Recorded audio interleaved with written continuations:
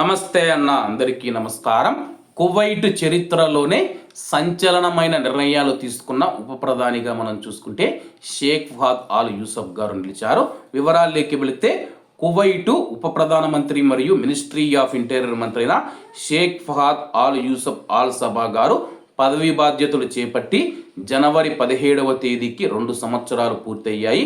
2024 జనవరి 17న అప్పటి ప్రధాని Sheikh Ahmed all Nawaf మంత్రివర్గంలో ఆయన బాధ్యతలు స్వీకరించారు. ఆ తర్వాత వచ్చిన షేక్ అహ్మద్ అబ్దుల్లా ఆల్ సబా ప్రభుత్వంలోనూ ఉప ప్రధానమంత్రిగా, రక్షణ శాఖ మంత్రిగా కీలక సేవలు అందించారు. ప్రస్తుతమైన ఉప ప్రధానిగా, మినిస్ట్రీ ఆఫ్ ఇంటీరియర్ మంత్రిగా దేశ రక్షణలో కీలక పాత్ర పోషిస్తూ ఉన్నారు. సంచలనమైన నిర్ణయాలు, సాహసోపేతమైన అడుగులు వేస్తూ ఉన్నారు. గత 2 ఏళ్ల కాలంలో షేక్ ఫహద్ గారు తీసుకున్న నిర్ణయాలు కువైట్ చరిత్రలో మునుపెన్నడూ లేని విధంగా నిలిచాయి. ఆయన సాధించిన ప్రధాన విజయాల గురించి మనం ఈ వీడియోలో తెలుసుకుందాం. ముఖ్యంగా మనం చూసుకుంటే కువైట్లో కువైట్ పౌరసత్వం ఏదైతే ఉందో అలా నకిలీ కువైటీ పౌరులను గుర్తించడం అన్నమాట. ఇది నిజంగా మనం చూసుకుంటే కానీ కువైట్లోని ప్రజల నుంచి వ్యతిరేకత వచ్చే అవకాశం ఉందన్నమాట. ఎందుకంటే కువైటీ ప్రజల యొక్క పౌరసత్వం రద్దు చేస్తూ ఉన్నారు, నకిలీలను పట్టుకుంటారంటే కానీ సాధారణంగా అయితే వ్యతిరేకం వస్తూ ఉంటుంది. ఆ యొక్క వ్యతిరేకత రాకుండా ఆయనైతే చూసుకోవడం జరిగింది. అక్రమ మార్గాలలో కువైట్ పౌరసత్వం పొందిన సుమారు 80,000 మంది పౌరసత్వాన్ని రద్దు చేయడం అత్యంత సాహసోపేతమైన చర్యగా నిలిచింది. ఈ నిర్ణయానికి కువైట్ ప్రజల నుంచి భారీ మద్దతు లభించింది. యువతను పట్టి పీడిస్తూ ఉన్న మాదక ద్రవ్యాల మాఫియా పైన ఆయన ఉక్కుపాదం మోపారు. గడిచిన ఏడాదిలోనే సుమారు 3 టన్నుల మాదక ద్రవ్యాలను స్వాధీనం చేసుకున్నారు.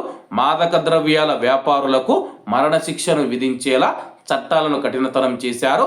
అవినీతి, స్వపక్షపాతం పైన ఆయన రాజీ లేని పోరాటం చేశారు. పలువురు అవినీతి అధికారులను జైలుకు పంపడమే కాకుండా కువైట్లో పాతుకుపోయిన వాస్తా ఏదైతే ఉందో ఆ యొక్క సాంప్రదాయాన్ని దాదాపుగా అంతం చేశారు. అలాగే ప్రవాసుల కోసం కూడా ఈయన కొన్ని సంస్కరణలు అయితే తీసుకుని రావడం జరిగింది.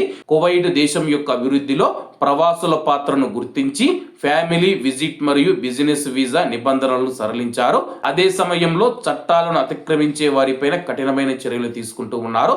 ట్రాఫిక్ నిబంధనలు కూడా కఠినంగా అమలు చేయడం ద్వారా ప్రమాదాల సంఖ్యను, మరణాలను గణనీయంగా తగ్గించగలిగారు.